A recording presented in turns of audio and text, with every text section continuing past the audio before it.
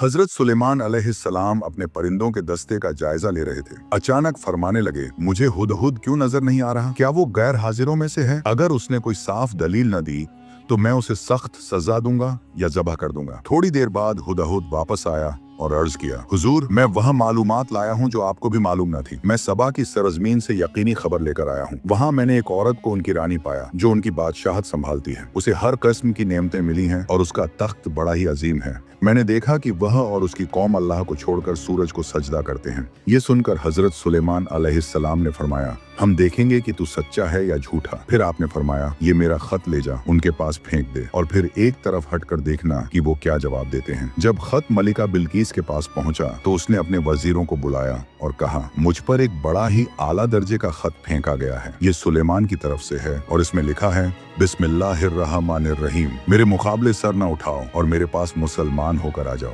मलिका ने मशवरा मांगा तो उसके वजीर बोले, हम जोर और ताकत वाले हैं, मजबूत लड़ाके हैं, अम्र तो आपका है, आप देखें क्या हुक्म देती हैं। मलिका बोली, जब बादशाह किसी शहर में दाखिल होते हैं तो उसे बर्बाद कर देते हैं और जलील लोगों को और जलील बना देते हैं और यही उनका तरीका है। इसीलिए मैं सुलेमान के पास तोहफा भेजती हूँ, देखते हैं कि हमारे दूत क्या जवाब लेकर लौटते हैं। जब तोहफा सुलेमान अलैहिस्सलाम के पास पहुंचा तो आपने फरमाया, क्या तुम मुझे माल से रिझाना चाहते हो? जो कुछ अल्लाह ने मुझे दिया है वह तुम्हारी हर नेमत से बेहतर है। वापस ले जाओ अपना तोहफा। अगर तुम न माने तो हम ऐसे लश्कर लेकर आएंगे जिनसे तुम मुकाबला न कर सकोगे और तुम्हें जलील करके शहर से निकाल देंगे। फिर सुलेमान अलैहिस्सलाम ने अपने दरबार में फरमाया, कौन है जो उसके आने से पहले उसका तख्त मेरे पास ले आए? एक जिन्न जिसका नाम इफरीत था वो बोला, मैं आपका तख्त आपकी मजलिस से उठने से पहले ला सकता हूँ और मैं इस वक्त पर आपकी अमानत रखता हूँ। एक दूसरा फरिश्ता जिसके पास किताब का इल्म था बोला, मैं उसे आपकी नजर झपकने से पहले ला देता हूँ और देखते ही देखते तख्त आपके सामने मौजूद था। सुलेमान अलैहिस्सलाम ने कहा, ये मेरे रब का फजल है ताकि मुझे आजमाए